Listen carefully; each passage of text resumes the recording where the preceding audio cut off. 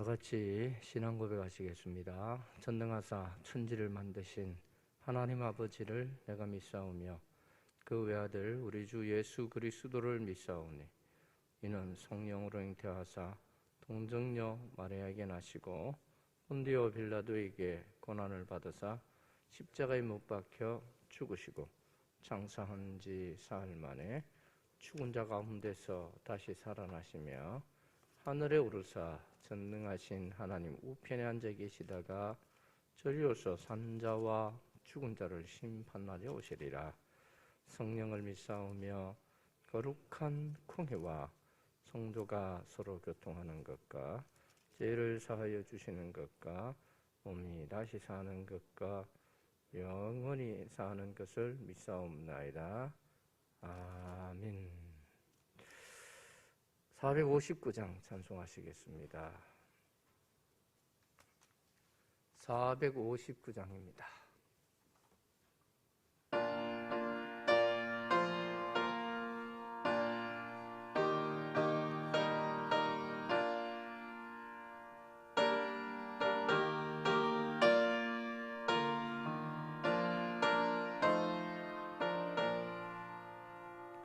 누가 주를 떠러 섬기려는가? 누가 주만 따를까? 누가 주를 섬겨 남을 구할까? 누가 주의 뒤를 따라가려나? 부르심을 받아 주의 은혜로 주를 따라가네. 주만 따르네. 세상 영광 위에 다름 아니요. 크신 사랑 위에 주만 따르고 주가 내려주신 은혜로 주의 뒤를 따라 힘써 일하는 부르심을 받아 주의 은혜로 주를 따라가네. 주만 따르네. 환난 핍박 많고 원수 강하나 주의 용사 더욱 힘이 강하니 누가 능히 이겨 넘어뜨리랴? 변함없는 진리 승리하리라. 기쁨 찬송하며 주의 은혜로 주를 따라가네. 주만 따르네. 아멘. 계속해서 오늘은 요한복음 18장 12절 말씀부터 봅니다. 27절까지.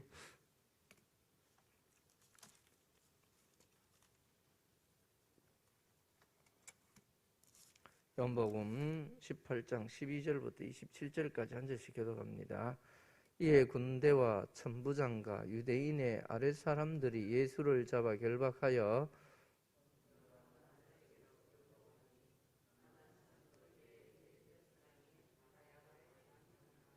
가야바는 유대인들에게 한 사람이 백성을 위하여 죽는 것이 유익하다고 권고하던 자라.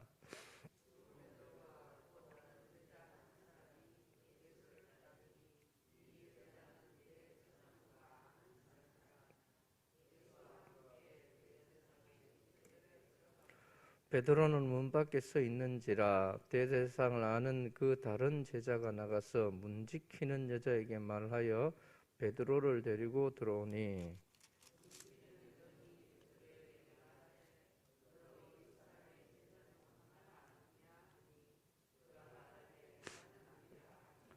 그때가 추운 거로 종과 아랫사람들이 불을 피우고 서서 쬐니 베드로도 함께 서서 쬐더라.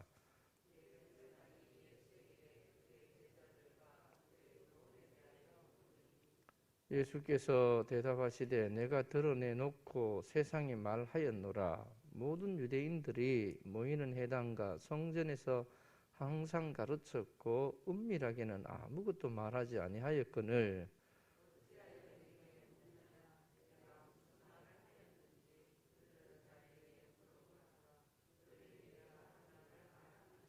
이 말씀을 하시며 곁에 섰던 아랫 사람 하나가 손으로 예수를 쳐 이르되 내가 대제사장에 이같이 대답하느냐 하니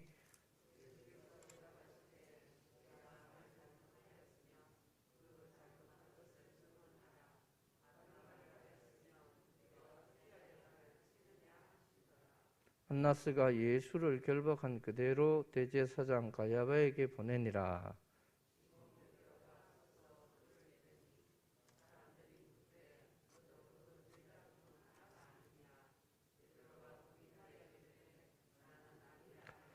대제사장의 종 하나는 베드로에게 길을 잘린 사람의 친척이라 이르되 내가 그 사람과 함께 동산에 있는 것을 내가 보지 아니하였느냐. 이에 베드로가 또 부인하니 곧 닭이 울더라. 아멘. 예물 드립니다. 유지혜 집사님 가정 1000번째 예물 900번째 드립니다. 기도합니다.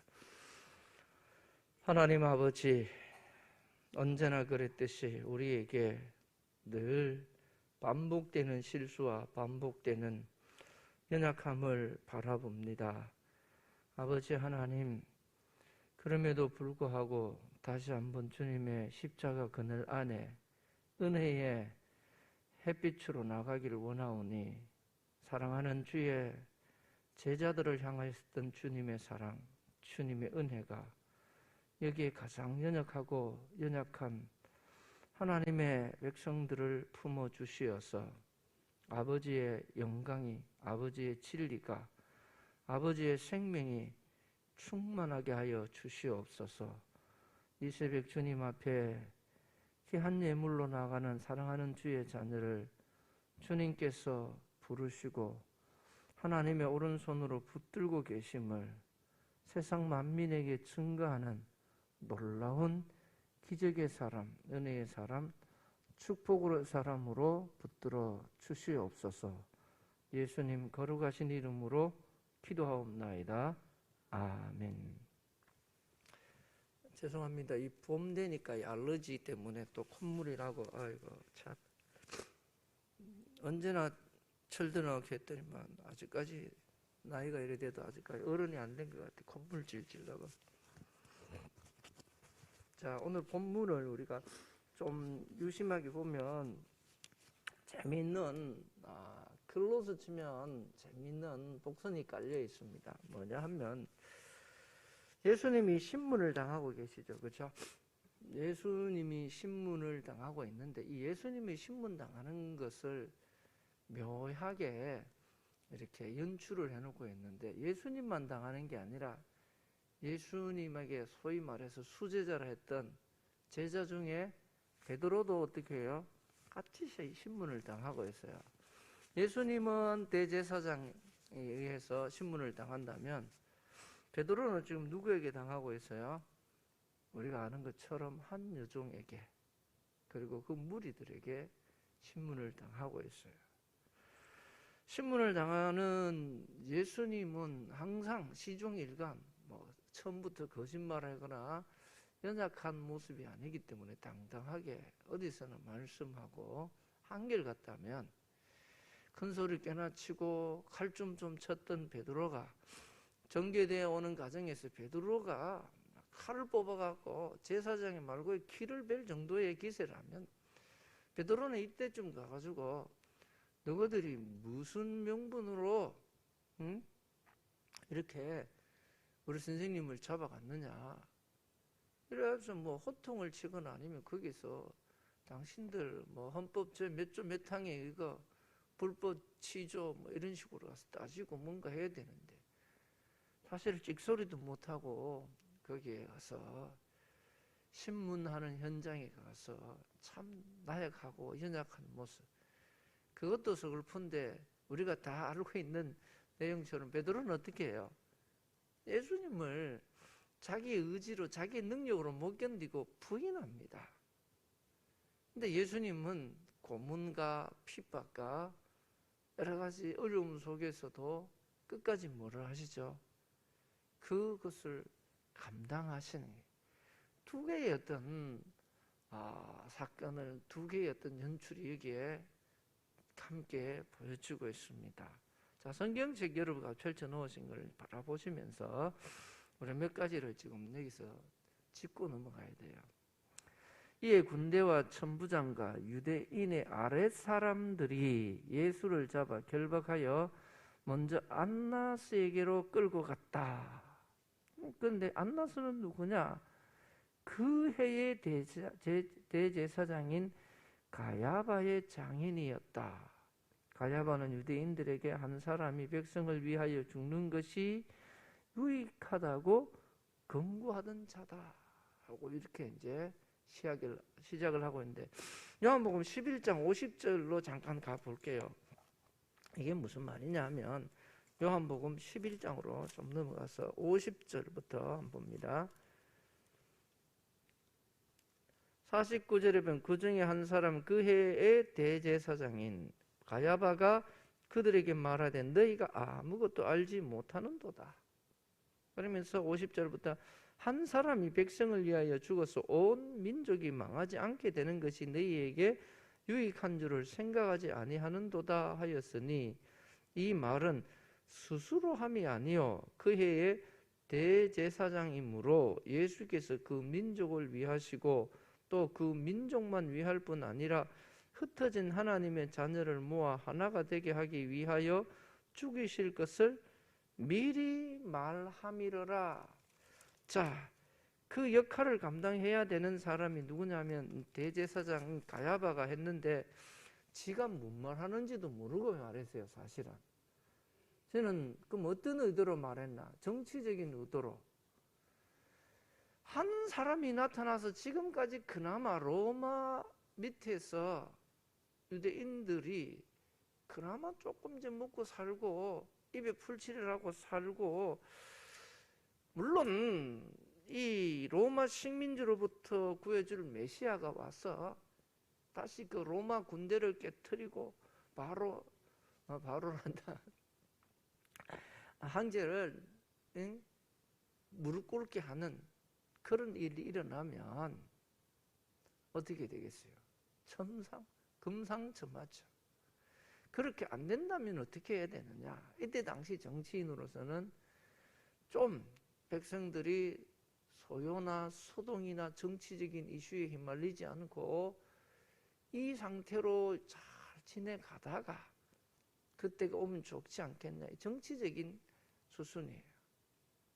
그러니까 밀란이 일어나면 로마가 또다시 성전을 회파하고 너희들 안 되겠다, 무슨 빌미를 주면 또 핍박이 오고, 그러니까 이런 가야바의 정책에 대다수 사람들이 동의를 하고 지지를 하는 그런 현실적인 정책이고, 정치 잘한다 이렇게 소리 들을 수 있는 그런 사건이 지금 전개되고 있습니다. 그게 뭐냐? 사람들을 선동하고 다니는 저거 빨개야 니가. 그러니까 저거 잡아. 딱 우리 스스로 딱 처결을 하면 로마도 그래, 유대인들이 밀란을 일으킬 여지도 안 보이고. 그때 당시에 바나바는 얼마나 돌아다니면서 열심당원이라서 혼란케 한 또 물은 주축의 세력이 또 있었어요. 그래서 시범 케이스로 일벌백계 하는 대상으로, 희생양으로 예수님을 잡아서 이렇게 하려 했는데, 지가 뭘 알고 한 것은 아닌데 예수님은 어떻게 됩니까? 사실은 유대 민족을 위해서가 아니라 온 세계 열방을 위한 그 희생의 제물로 되시는 예수님을 누가? 대제사장 가야바는 모르고 했는데 하나님의 뜻을 이루는 것에 역시 쓰임을 받고 있다.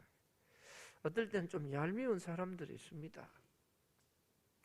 저거는 진짜 얌체 같은 인간들이 있는데, 그런데 자세히 보면 큰 역사 속에는 다 이래저래 쓰임받고 있어요. 각각 자기 할 일을, 역할을 지금 감당하고 있는 거예요. 드라마 속에 악역을 하는 사람은 주인공을 돋보이게 하는 거예요. 주인공의 그 사건들이, 주인공의 그 일들을 연결해 주는 연결고리 역할을 하고 있어요. 그게 없으면 주인공의 그 역할들이, 주인공의 방향이 연결되지 않습니다. 그런 것처럼 이 대제사장 가야바가 그렇게 쓰임을 받고 있었습니다. 자, 15절을 보니까, 자, 성경 다시 펼쳐놓고 봅니다. 시몬 베드로와 또 다른 제자 한 사람이, 저자는 시몬 베드로는 알아서 베드로 이름을 썼는데, 다른 제자 12, 제자가 뭐 1200명 대 12명인데 제자 이름을 왜 모를까요? 뭐 그런 거는 생각 안 하고 그냥 읽었으니까, 저 역시도 뭐 그렇게 읽었으니까.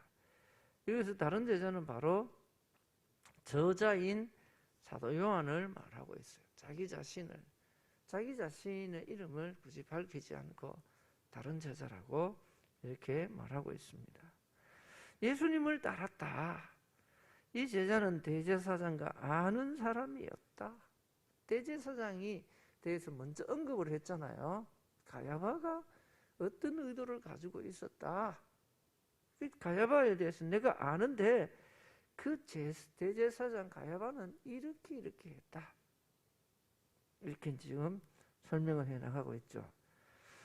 자, 대제사장과 아는 사람이라 예수와 함께 대제사장 집 뜰에 들어가고 베드로는 문 밖에 서 있는지라 대제사장을 아는 그 다른 제자가 나가서 문 지키는 여자에게 말하되 베드로를 데리고 들어오니, 문 지키는 여종이 베드로에게 말하되 너도 이 사람의 제자 중에 하나가 아니냐 하니 그가 말하되 나는 아니라 하고, 그때가 추운 고로 종과 아랫사람들이 불을 피우고 서서째니 베드로도 함께 서서째더라. 자, 여기서 너도 이 사람의 제자 중에 하나가 아니냐, 이 말을 헬라의 문법에 보면 너도 그 사람 같은데 하고 신문하는 장면이에요. 아니냐 하는 것, 물론 그건 신문하는, 딱 보면 너 이 무리 같은데 너 이 사람하고 똑같이 나라를, 국가를 혼란스럽게 했는, 너도 보니까 똑같은 놈이네, 이 정도 되는 거예요. 사실은 그렇게 해나가고 있습니다. 그런데 이제, 자, 중요한, 그때의 추운 고로, 춥다 하는 단어가 나왔지만 종과 아랫 사람들이 불을 피우고 서서째니 베드로도 함께 서서째더라. 이 불을 피운다는 것은 이때 당시 추워지고 하는 건 이 지역 특성상 밤이 되면 기온이 뚝 떨어졌어요. 추워요. 그래서 불을 지펴야 되고, 그래서 겉옷 이야기 예수님이 하시잖아요. 춥기 때문에 저녁이 되면 겉옷이 없으면 체온 유지가 안 돼서 죽을 정도로, 저체온으로 죽을 정도로 이 기후가 독특합니다. 그리고 또 하나는 야심한 밤을 지금 이야기하고 있어요. 밤이 무슨 의미가 있냐 하면요, 밤에는요 재판을 하면 돼요, 안 돼요? 안 돼. 왜 안 되느냐? 이 공의원, 사내들인 공의에서 대제사장이 모아놓고 이제 판결을 하고 재판을 해야 되는데 이게 할 수 없는 거예요. 다른 회원들을 소집도 안 한 상태여 모든 것이 불법으로 지금 자행되고 있었다 하는 거예요. 그런데 여기 또 불이라고 하는 거, 나중에 보면 요한복음 21장 9절에 보면 예수님께서 숯불을 피워놨다 하는 그 불하고 교묘하게 잘 연결돼요. 안드레키아라는 단어를 쓰는데 이게 똑같은 불이에요. 요한복음 21장의 숯불도 맹똑같은 단어를 쓰고 있어요. 그건 결과적으로 이 불이 지금은 베드로가 의미 없이 저자가 등장시킨 것 같지만, 베드로가 나중에 낙심하고 좌절하고 정말 실망한 그 상황 가운데 예수님이 찾아가서 그 불을 다시 지피면서 예수님을 부인하고 처절하게 무너졌던 베드로를 다시 세우는 그러한 이 복선들 역할을 하는 것이 이 불이 되는 거예요. 자, 그리고 이 제사장 이야기 조금만 더 할게요. 이때 당시에 제사장은 우리가 본문에서 봤지만 장인어른도 대제사장, 사위도 대제사장. 그럼 아들은 아니었을까요? 사실은 안나스라는 사람이 대단한 사람이에요. 안나스가 이 제사장직을 이어가고 있는데 많은 사람들에게 그렇게 인정받지 못하는 사람인데 정권을 잡고 로마에 착 달라붙어서 기회주의자예요. 자기 아들들을 세워서 제사장 역할을 하게 했는데 그게 사실은 그렇게 지지 호응을 못 받으니까 끝까지 포기 안 하고 누구를 사위까지 데려와서 대제사장을 시키고 있어요. 그러니까 이 엄청난 사실은 원래 대제사장은 구약의 이제 유대인들의 전통에 따르면 대제사장은 한 명이에요, 한 명. 근데 이게 포로로 끌려가는 그런 과정에 있어서 포로를 갔다가 안 돌아오고 못 돌아오고 하니까 대제사장을 세우긴 세워야 되고 그러니까 정략적으로 세우면서 타락한 대제사장들의 원흉을 지금 보여주고 있습니다. 여러분, 이렇게 타락한 사람들이 타락한 증거를 가지고 그렇게 지금 누구를 참 대제사장이신 예수님을 신문하고 있는 거예요. 여러분, 이게 굉장히 참 중요한 의미가 여기에 깔려 있는 것입니다. 여러분, 두 군데에서 세 차례 부인했던 제자의 슬픈 현실의 모습을 오늘 우리는 이 본문 속에서 보게 되는데 그에 반해서 예수님은 시종일관 어떠한 야합과 정치적인 세력과 그 속에서도 무너지지 않는 예수님, 또 다른 말로 하면 어둠과 불의와 온갖 정치적인 공약에도 예수님은 예수님 빛으로 나타나시는 예수님을 보여주고 있습니다. 이처럼 어려운 시대 속에서 예수님께서 왜 이렇게 자신을 나타내야 하는가?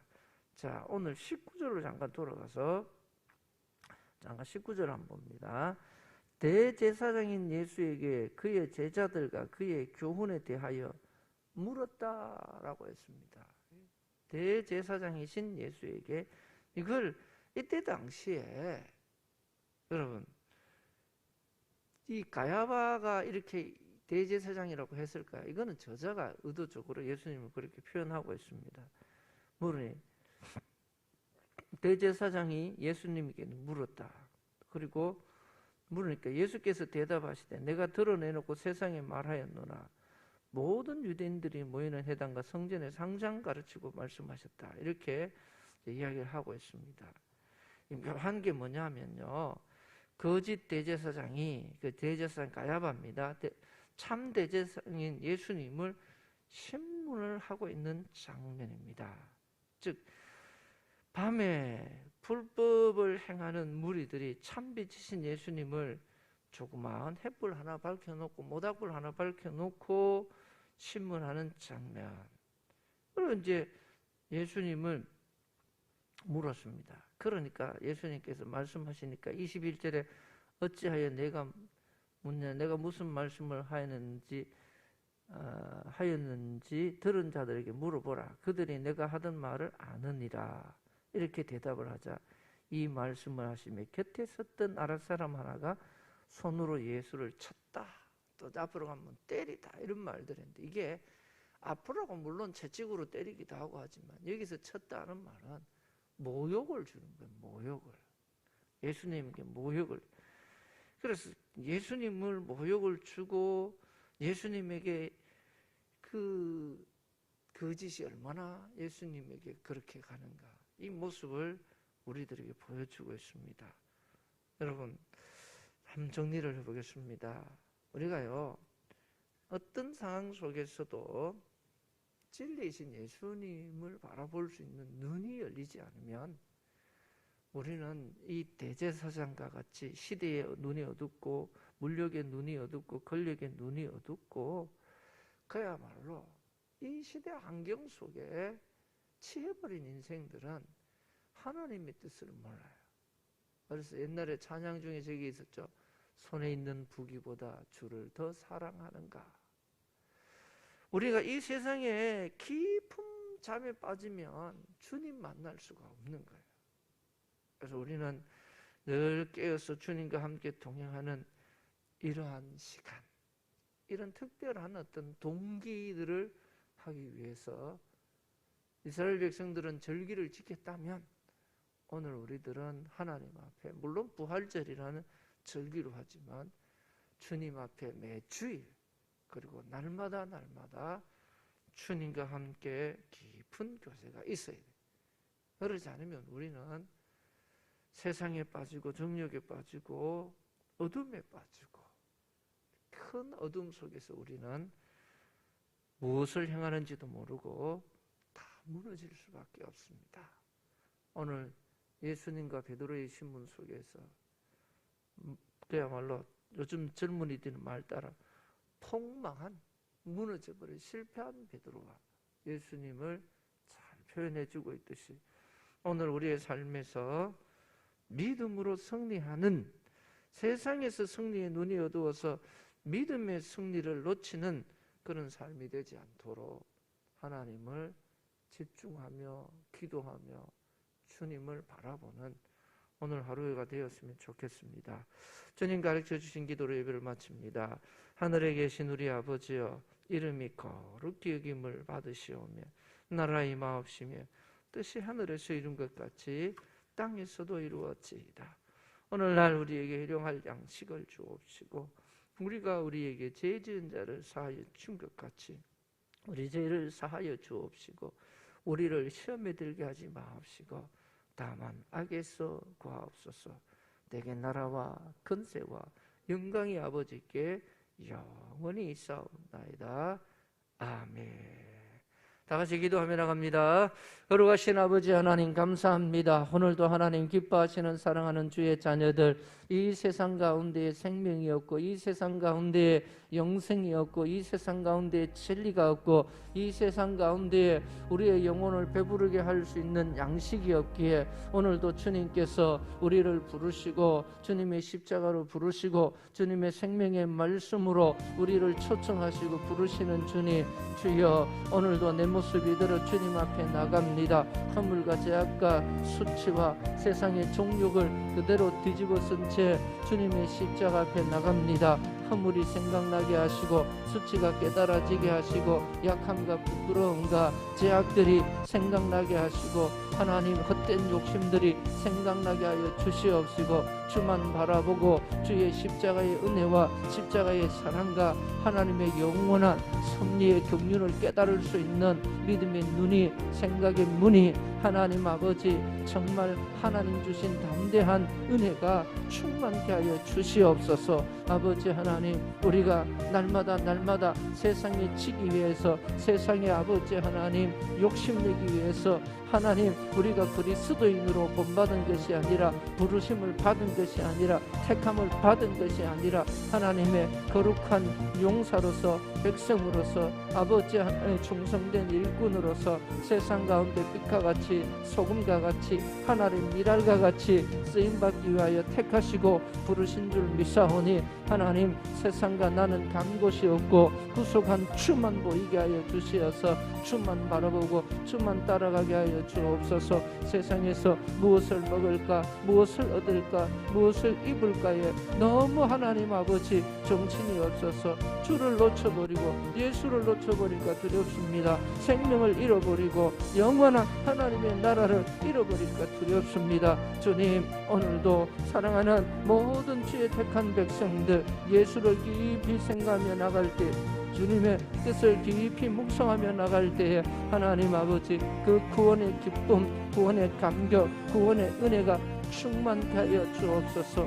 하나님, 가진 것이 없지만, 가진 지식이 없지만, 가진 건강이 없지만 하나님 예수님 때문에 그 누구보다도 행복한 사람이 되게 하시고 기쁜 사람이 되게 하시고 감격한 사람이 되게 하시고 아버지 하나님, 이 세상의 그 무엇으로도 대신할 수 없는 하나님의 능력과 하나님의 지혜가 나타나게 하여 주옵소서. 우리를 대적하는 어둠의 권세들이, 질병의 권세들이, 세상의 모든 유혹과 욕심과 정욕의 권세들이 하나님 하나님 아버지, 마치 아버지 하나님 작은 실처럼 다 떠나가고 풀어치게 하여 주시옵시고, 하나님의 능력이 나타나게 하여 주옵소서. 삼손을 묶고 결박했던 세상의 세사들이 하나님의 능력이 임할 때에 아버지 하나님 정말 작은 실처럼 터져버렸던 것처럼 우리를 사로잡고 있는 욕심들과 이 세상의 모든 정욕들과 이 세상의 헛된 것들이 사라지게 하시고 십자가로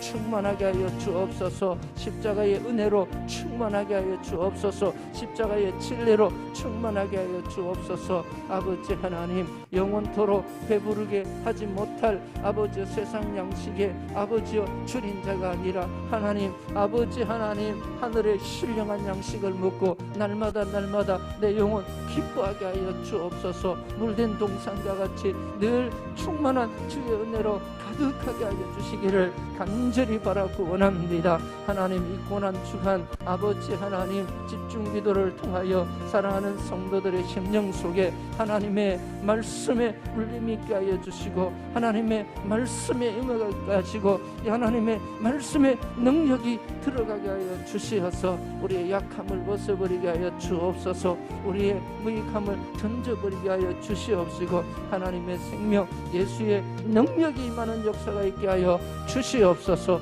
아버지여, 이 어렵고 힘든 세대 하나님, 그럼에도 불구하고 주님께서 그 악한 시대 칠흑과 같은 어두움의 밤이 아버지 하나님 전체적인 타락이 있던 시대에 주님이 빛으로 오시어서 그 시대를 구하고 그 인생들을 구하고 아버지여 그곳에 진리의 빛을 비추시고 길을 내셨던 하나님, 우리가 이 땅에 아버지 하나님의 증인으로서 아버지여 파송을 받은 제자로서 그 일을 감당하기를 기뻐하신 아버지 하나님, 주여 우리가 아버지여 이 시대의 빛이 되기를 원하고 이 시대의 증인 되기를 원합니다. 하나님 아버지, 시대의 풍조를 따라 사는 자가 아니라 예수의 생명으로 살고 예수의 부활로 살고 예수의 아버지 하나님 능력으로 살아가는 보혈의 은혜로 살아가는 믿음의 사람들로 남게 하여 주시옵소서.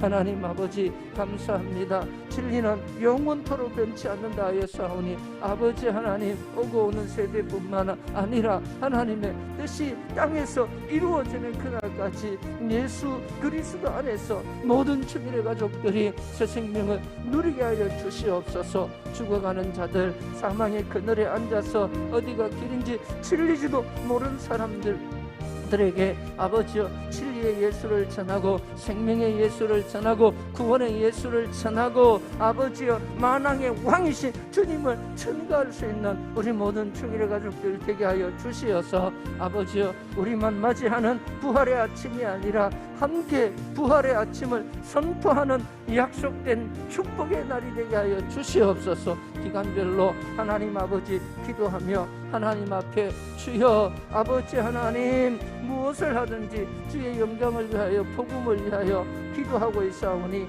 하나님의 성령이 친히 역사하여 주옵소서. 내게 구원의 감격을 아버지여 그 속의 은혜를 깨닫게 하셨던 그 놀라운 은혜가 하나님 우리의 입술을 통하여 우리의 증거를 통하여 세상 가운데 열방 가운데 전해지게 하여 주시옵소서. 세계 열방 가운데 고통과 전쟁과 여러 가지 어려움 중에 있는 많은 사람들을 위하여 아버지여 전 세계가 기도하고 있습니다. 하나님 아버지, 그 가운데 하나님의 사람들이 기도하고 있습니다. 하나님의 뜻을 알 수는 없지만 주여 죄악이 무릎 꿇게 하여 주시고 어둠이 아버지 하나님 떠나가게 하여 주시옵시고 하나님의 진리가 하나님의 빛이 임하는 이 세상 되게 하여 주시어서 아버지여 세상 가운데 질병 가운데 여러 가지 환경 가운데 불안해하는 이 백성들이 우리 하나님을 바라보는 놀라운 은혜가 있게 하여 주시옵소서. 오늘도 사랑하는 충일의 가족들 이 어려운 시간 가운데에도 하나님 삶의 현장으로 생업의 현장으로 나갑니다. 주님께서 친히 그들의 안전을 지키시고 출입을 지키시고 운전대를 지키시고 삶의 현장을 지켜주시옵소서. 눈동자와 같이 지켜주시옵소서. 아버지여 생활 안전을 지켜주시옵소서. 아버지여 하나님께서 지켜주심으로